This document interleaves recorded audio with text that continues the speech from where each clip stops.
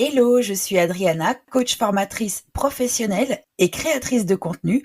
Au quotidien, j'accompagne les entreprises, dirigeants, managers et entrepreneurs pour engager le changement et convertir leurs objectifs en réussite. Avec ma casquette de créatrice de contenu, j'accompagne également les organisations pour les aider à être visibles sur le web. Seule ou en compagnie d'entrepreneurs inspirants, je vous propose d'explorer ensemble l'entrepreneuriat avec une vision à 360 degrés chargée de good vibes pour écouter vos ambitions et inspirer votre business. Installez-vous confortablement et let's go pour le démarrage de ce nouvel épisode. Enjoy! Bienvenue dans ce nouveau podcast de Lyra et Plumania. Je suis très heureuse de vous retrouver aujourd'hui pour aborder une thématique qui est très souvent liée à de nombreux freins, à de nombreux blocages. C'est la création de contenu pour les réseaux sociaux. Tout l'objectif aujourd'hui, c'est de vous partager une méthode à déployer pour créer un mois de contenu sur les réseaux sociaux en 2 heures. Et pour cela, j'ai le plaisir d'inviter au bout du micro Amélie Siviela, Community Manager freelance. Je ne vous en dis pas plus, installez-vous confortablement et let's go pour le démarrage de ce nouveau podcast. Hello Amélie, comment vas-tu ? Bonjour Adriana, très bien, merci et toi ? Ça va très très bien. Bon, je t'avouerai que là je suis un peu malade, un peu enrouée au niveau de la voix, mais en tout cas voilà, toujours avec autant de good vibes et la bonne humeur. Pareil, je pense que des fois nos voix vont un peu dérailler, mais on gardera le fil conducteur. Exactement. Amélie, tu vas nous partager une méthode pour pouvoir aider les auditeurs à créer un mois de contenu en 2 heures. C'est un sacré challenge. Alors, n'hésitez pas, auditeurs, à nous partager ce que vous en pensez, parce que très souvent, créer des contenus est associé à pas mal de pensées, à pas mal de limitations. Quelles sont les idées qu'on va trouver, par où on va commencer, etc. Et avant de rentrer dans le vif du sujet, est-ce que tu peux nous parler un peu de toi ? Je suis Amélie Siviela, donc je suis community manager pour Amélie Siviela No Filter. No Filter, c'est un petit clin d'œil au collectif de freelance qui est dans le sud et qui est géré par un ami à moi qui a été déclencheur de ma vie entrepreneuriale, même si elle émerge depuis quand même assez jeune. Ma vie entrepreneuriale, donc, elle a démarré il y a 4 ans, après au moment du Covid. Je pense que c'est des parties de la vie qui ont fait qu'on a envie de changement. Moi, ça faisait plusieurs années que j'étais dans un poste, on va dire, alimentaire, et dans lequel je ne m'épanouissais plus. Et de base, j'ai à cœur tout ce qui est communication et marketing, et ce que j'avais fait pendant mes études et que j'ai du coup laissé un peu tomber. Et à côté, j'avais toujours cette amie qui me disait « Mais quand est-ce que tu vas retourner dedans ? Tu es épanouie dedans, allez, lance-toi !» Et du coup, pour la petite histoire, je lui ai dit « Bah écoute, je peux commencer à côté de mon poste, voir si ça me convient ou pas, et puis on verra. » Et puis, au même moment, mon chef m'appelle pour me proposer une rupture conventionnelle, et au même moment, ma montre vibre. Et c'est mon ami qui me dit « Bienvenue chez No Filter ». Donc, je pense que les planètes s'alignaient. Et qu'est-ce que tu retiens de cette expérience principalement ? Je me suis dit « 2020, est-ce que c'est vraiment la bonne année pour se lancer là-dedans ? Pas sûr. Après, est-ce qu'il y aura une autre bonne année ? On ne sait pas. » Donc j'ai été épaulée quand même par cet ami, Henri, si tu m'écoutes, petit clin d'œil. Et voilà, après nous on s'est dit, pour préserver notre amitié, on se doit rien, il me doit rien, mais si j'ai besoin d'aide, il est là et il me met son savoir à m'apporter, et inversement, dès que j'ai besoin d'aide, je vais toquer au collectif qui est dans le sud. Il essaye de développer aussi le collectif dans le nord, et voilà, donc je fais une petite bise à tout le monde. Et c'est important d'être entouré, aussi bien d'avoir le soutien de sa famille, parce que la vie d'entrepreneur, c'est vraiment les montagnes russes. Dans 1 heure, on peut être au fond du trou, et dans 10 secondes, on peut être happy parce qu'on a une super nouvelle. Voilà. Ça, il faut le savoir, c'est quelque chose qu'on ne sait pas au début. Si on a le soutien quand même de sa famille et des amis, on peut aller loin. Je te rejoins totalement, et des fois ça tient simplement à la réception d'un mail ou à un coup de fil pour que justement tout s'éclaircisse et que la situation puisse rebondir. Exactement, oui. Ce que je te propose à présent, si tu es partante, c'est ta présentation sous forme de portrait chinois. Oui. Eh bien, Amélie, si tu étais une planète, laquelle serais-tu? Alors, si j'étais une planète, du coup, je suis partie sur Mercure, parce qu'en fait, elle symbolise tout ce qui est communication et échange, et c'est exactement ce que je fais sur les réseaux sociaux. J'interagis avec les communautés de mes clients, je coordonne les échanges, les idées, et j'essaie d'engager les gens à travers les différents canaux de communication. Ce sont de belles missions que tu réalises au quotidien. Et si tu étais une chanson, quelle chanson serais-tu? Une chanson, donc j'ai mis La Bonne Étoile de M, parce qu'elle évoque l'optimisme et qu'il faut croire en ses rêves. Et puis il y a aussi toute la petite connexion avec toutes les étoiles filantes qui représentent pour moi une communauté. L'entreprise, c'est l'étoile du Berger, et à côté on a les petites étoiles filantes qui font briller en fait votre entreprise. Et c'est comme ça que je vois l'image sur les réseaux sociaux. J'adore cette image. Et si tu étais un mot? Je dirais créativité. Pourquoi? Parce que déjà, si on veut moi me définir en un mot, depuis que je suis petite, c'est ce mot-là, ou originalité. Et du coup, voilà, pour moi, c'est la passion, l'inspiration, puis c'est motiver pour encourager autour de moi. Donc c'est engager les autres autour de moi par mon contenu un peu des fois original. Mais mes clients me suivent dans mes idées des fois. Ils sont là, t'es sûre? Oui, allez, on essaie. Et puis bon, ça va, ça fonctionne. Je les mettrai jamais dans quelque chose sur lesquels ils sont pas OK. Mais des fois, on tente des choses. Donc voilà, et ça marche. Et justement, quand on ose parfois le changement, c'est ce qui crée de nouvelles opportunités. Qu'est-ce que tu en dis? Oui, par contre il faut oser. Exactement, ouais, c'est le passage à l'action très souvent. C'est ça, et des fois il faut quelque chose, un déclic. Alors moi toute petite, à chaque fois on m'a dit Amélie elle n'a pas le déclic, alors que pendant un nombre d'années j'étais là, mais quand est-ce que je l'aurai moi ce déclic? Et puis bon voilà, à force il arrive quand même. Au bon moment certainement? Oui, au bon moment, ouais, exactement. Et à présent, si tu étais un super pouvoir, quel serait ton super pouvoir? Alors moi, ce serait la téléportation pour pouvoir gérer au maximum tous les événements que des fois mes clients font, pouvoir faire un petit peu ma petite souris pour aller voir ce qu'ils font et puis partager avec tout le monde ce qu'ils font. Merci beaucoup Amélie, nous te connaissons à présent mieux. Parmi la multitude de contenus partagés chaque jour sur les réseaux sociaux, comment, selon toi, se différencier pour être visible et capter l'attention? Alors pour moi, ce qui est essentiel, c'est de montrer en fait qui vous êtes en mettant vos valeurs, en mettant votre authenticité en vidéo. Il faut savoir quand même que c'est vous qui êtes maître de ce que vous voulez partager ou pas. Donc si vous voulez pas partager votre vie personnelle, ça c'est ok, et c'est vous-même qui mettez vos propres limites. Mais vraiment, montrer l'authenticité, vos valeurs et l'humain, moi c'est vraiment mon créneau. C'est pourquoi j'ai adhéré à la team No Filter, puisqu'en fait c'est vraiment montrer de l'humain derrière du digital. Et ça va renforcer tout simplement votre confiance en fait auprès de vos futurs clients, prospects. Et c'est ça qui est le plus important en tout cas pour moi et pour vous si vous souhaitez être mis en avant. Est-ce que tu aurais un exemple concret pour mettre en valeur son unicité, ce qui nous caractérise vraiment ou ce qui caractérise notre activité? En fait, ce qui me mettra le plus en valeur, c'est, et les gens qui sont sur les réseaux sociaux sont friands de ça, c'est les inside. C'est vraiment montrer les coulisses de votre entreprise. C'est montrer comment se passe un début de journée. Si vous préparez un café et que vous êtes la team café ou thé dès le matin, et ça peut paraître bête. Vous allez dire, oh mais ils s'en moquent de ça. Non, en fait, tout ça, ça vous fait vous en fait. Et c'est vraiment ça qu'il faut mettre en avant. Je souhaite te demander à présent quels sont les types de contenus les plus engageants sur les réseaux sociaux actuellement?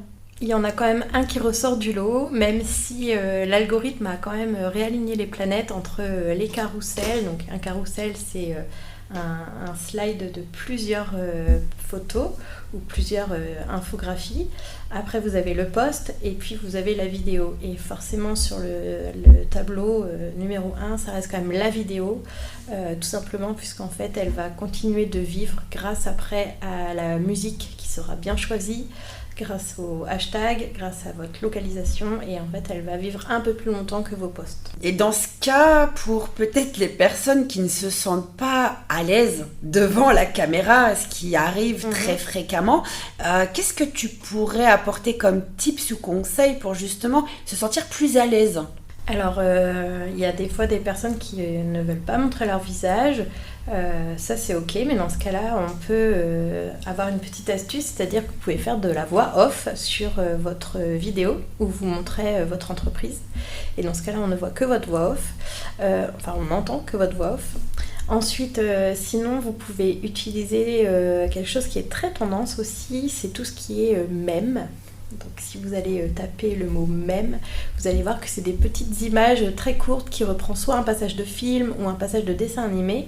Et en fait, à vous de le personnaliser ce moment par rapport à quelque chose qui se passe dans votre entreprise. Vous avez le petit mème du dessin animé vice versa qui représente la colère.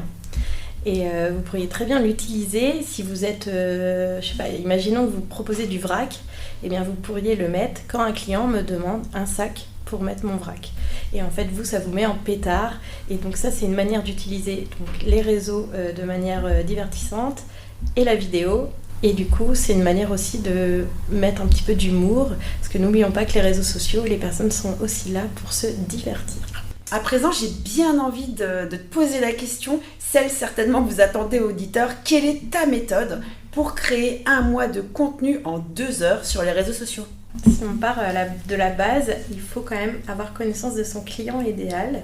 Alors vous allez le retrouver sous plusieurs noms, hein. Il s'appelle client idéal, il s'appelle persona, il s'appelle aussi avatar client. Il faut savoir que ce n'est pas votre client idéal, celui que vous souhaitez, c'est vraiment un client type qui achèterait vos produits. Et donc c'est à vous de savoir un petit peu ce qu'il pense, ce qu'il fait chaque matin, ses douleurs, ses craintes, ses besoins.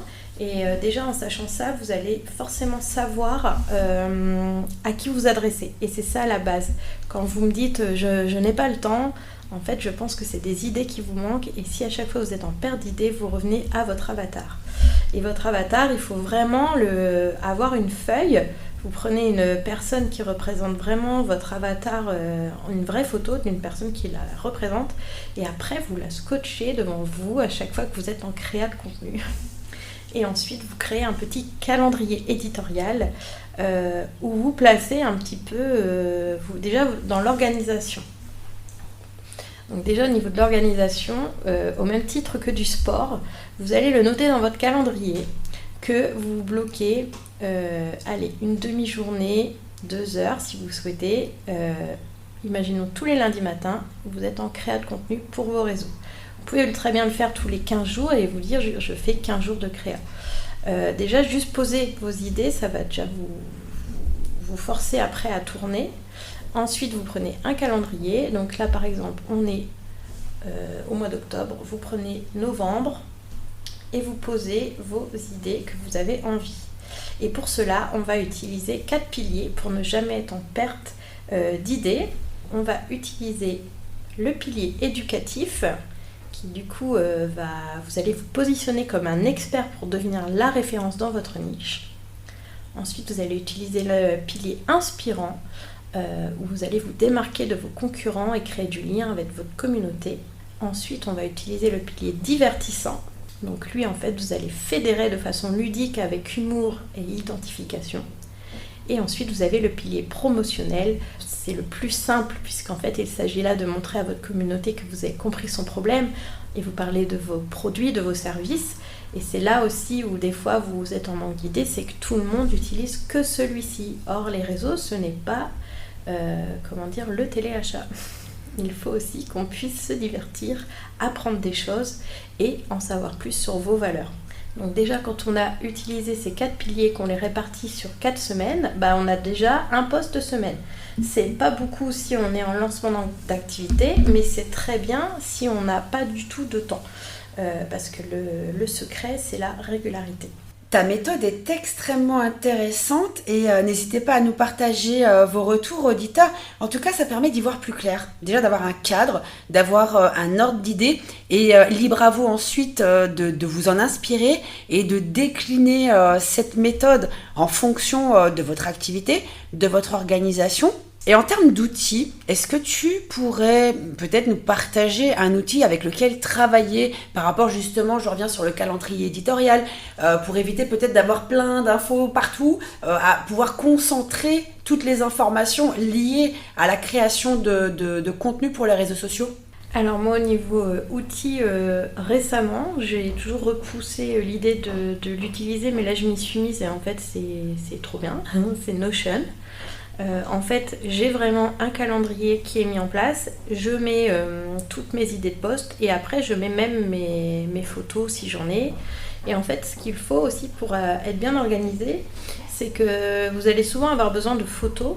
Faites-vous un album, en fait, dans vos photos dédié à votre entreprise. Comme ça, si demain vous voulez poster quelque chose et que vous n'avez pas le temps de le préparer sur une plateforme pour préparer, vous pouvez directement aller piocher dans votre album photo. Et sinon, après, moi j'utilise Canva. Il existe 2 versions, payantes ou gratuites. Et du coup, c'est assez simple puisque vous ne posez pas la question du bon format pour tels réseaux sociaux. Et puis après, vous pouvez du coup le basculer sur Notion et puis vous pouvez vous dire est-ce que c'est en cours de préparation, est-ce que c'est validé, est-ce que c'est posté, et ça vous permet vraiment d'avoir un cadre. Là, j'ai travaillé récemment dessus parce qu'en fait, je devais fournir à un de mes clients de la vidéo, du post. Il y avait la signature du contrat, il y avait sa stratégie marketing, tout, et rien ne passait au niveau des fichiers. Et du coup, je me suis dit, je m'y mets à Notion, on verra bien, parce que moi, je suis quand même... Excel, par exemple, me donne des boutons, donc j'avais peur que ça en soit pareil. Et non, en fait, c'est hyper ludique, c'est très simple, on peut tout personnaliser. Et du coup, vous pouvez travailler en team aussi, si vous êtes plusieurs à vouloir gérer vos réseaux, vous pouvez partager. Et puis, imaginons, demain, vous prenez aussi un alternant ou un stagiaire, vous pouvez aussi, du coup, le mettre dans votre team. Et c'est vrai que c'est très simple d'utilisation, et puis tous vos fichiers passent, en fait. Et du coup, sur un fichier, vous retrouvez absolument tout. À savoir que j'ai fait 0 formation Notion, j'ai appris sur le tas en allant fouiner sur Pinterest et sur les réseaux sociaux. Si après vous avez des fois fait le tour de vos contenus et que vous cherchez encore d'autres idées pour animer vos réseaux, vous pouvez aussi taper sur Google, une barre de recherche, vous pouvez taper calendrier marketing. Bon, là il y a encore le 2024, mais le 2025 ne devrait pas tarder.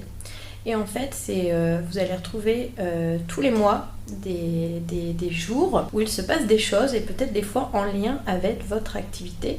Donc par exemple, au mois de novembre, vous avez par exemple le 3 novembre, la journée mondiale de la gentillesse. Eh bien, vous pourriez imaginer aller voir vos voisins au niveau de votre entreprise et peut-être faire une action gentille. Et ça fait quoi ? Du contenu divertissant. Et vous avez aussi plein de journées comme ça qui peuvent animer vos réseaux en plus pour avoir toujours des idées. Par exemple, le 18 novembre, vous avez la journée mondiale du jeu vidéo. Voilà, si jamais vous vendez des jeux vidéo, c'est toujours l'occasion de faire un petit rappel. Et puis vous avez des fêtes, moi par exemple sur janvier ou février, j'ai la fête des community managers. Voilà, c'est l'occasion. Je sais qu'il y a la journée du podcast aussi. Oui. Donc voilà, ça c'est toujours l'occasion des fois de faire des petits focus métiers ou des petits clins d'œil dessus, et il ne faut pas hésiter donc à taper calendrier marketing, et puis vous avez une plateforme qui donne pas mal de choses, qui est BDM, qui est le blog du modérateur. Il y a plein d'idées, il y a tout, si vous voulez savoir les dernières nouveautés au niveau des réseaux sociaux, c'est vraiment intuitif. Pour les auditeurs qui le souhaitent, comment est-ce qu'on peut te contacter, faire appel à toi ou en savoir plus sur tes accompagnements ? Vous pouvez me retrouver donc sur Instagram et sur LinkedIn. En fait, vous avez 2 manières de travailler avec moi. Vous avez la partie Community Management, où là c'est moi qui prends en main vos réseaux sociaux de A à Z, en vous créant avant une stratégie marketing qui correspond exactement à votre client cible. Pour cela, je vais étudier vos concurrents, je vais vraiment faire une stratégie autour et après, on co-construit ensemble vos réseaux, mais vous vous déchargez de cela, puisque c'est moi qui gère tout, avec un objectif bien défini qu'on définira ensemble. Des fois, ça peut être un objectif de notoriété ou objectif de conversion pour développer un chiffre d'affaires. Et donc, la deuxième façon de travailler avec moi, c'est si vous avez le temps et l'envie, c'est de travailler sous forme de coaching. Et en fait, c'est sur 6 semaines où je vous apprends du coup à créer votre propre avatar, à créer un calendrier éditorial, en travaillant justement les fameux 4 piliers de contenu et en vous trouvant des idées pour qu'à la fin de ces 6 semaines, vous soyez autonome sur vos réseaux sociaux. Et ensuite, vous pouvez me retrouver aussi chaque mois avec Lyra, sur lequel j'anime 2 ateliers. Donc un atelier où justement je vous apprends à créer du contenu en 2 heures, ou alors comment prospecter et faire une routine d'engagement sur les réseaux sociaux. C'est noté, je prévois de vous partager, auditeurs, toutes les informations pour te retrouver, Amélie. Et justement, je rebondis sur Lyra.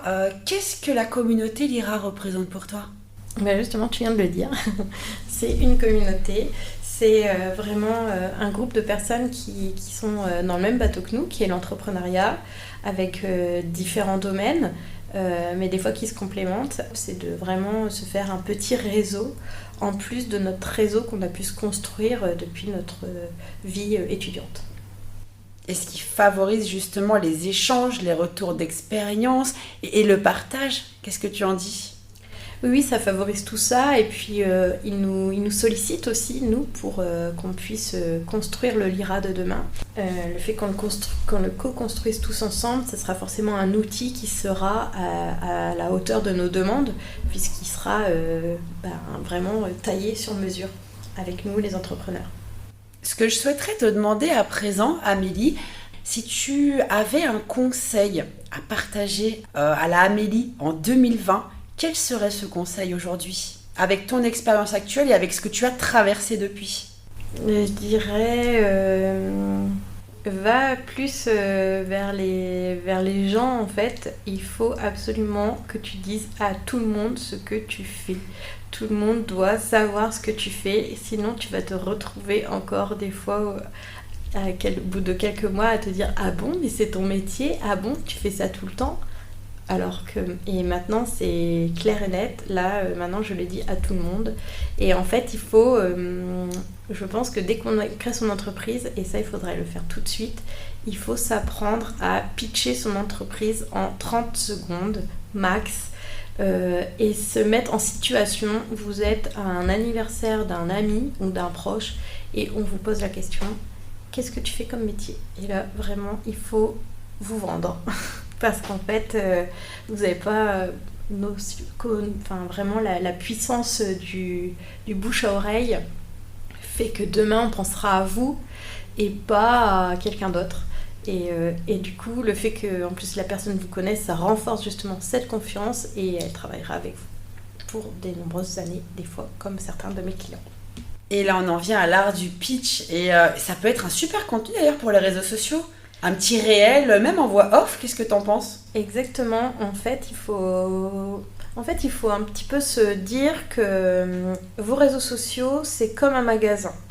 Donc, on n'imaginerait pas un magasin dans lequel vous rentreriez et qu'on ne dise pas bonjour. Donc déjà, et vous présentez vos produits. Donc forcément, là, il faut vous présenter, il faut même l'épingler pour que les gens ils le voient tout de suite. Dès que vous avez un nouvel abonné, allez lui faire un petit coucou avec un petit welcome. Et puis créer du contenu, puisque c'est pareil, on n'imaginerait pas que vous arriviez dans un magasin et qu'il n'y ait qu'un seul produit. Là c'est pareil, s'il arrive sur votre page Insta et qu'il n'y a qu'un seul contenu, il va être un peu déçu et puis il ne va pas forcément avoir envie de revenir. Donc là c'est pareil. Après ce vaste tour d'horizon, Amélie, quel serait le mot de la fin ? Eh bien je dirais qu'il faut encore une fois passer à l'action. Vous allez peut-être avoir un peu le syndrome de la page blanche. mais 2 minutes, puisqu'après vous allez tout de suite revenir à votre avatar et puis après ça va venir. Il ne faut pas hésiter aussi à s'inspirer, ne pas copier mais s'inspirer et mettre vos valeurs dans votre contenu et c'est ce qui, comme je le dis, vous différenciera des autres contenus. Un grand merci à toi, Amélie, pour ta présence aujourd'hui au bout du micro. J'ai été ravie de te découvrir. Merci à toi. Et pour la petite anecdote, ce matin, mon horoscope m'a dit qu'aujourd'hui, j'allais faire une belle rencontre. Alors, merci à toi, Adriana. À très bientôt. Cet épisode vous a plu ? Votre avis est le bienvenu sur votre chaîne d'écoute favorite. Pour être informé de la sortie des prochains épisodes, il suffit de vous abonner à Plumania. Merci pour votre interaction. Où que vous soyez et quoi que vous fassiez, je vous souhaite une très belle journée ou soirée. À très bientôt.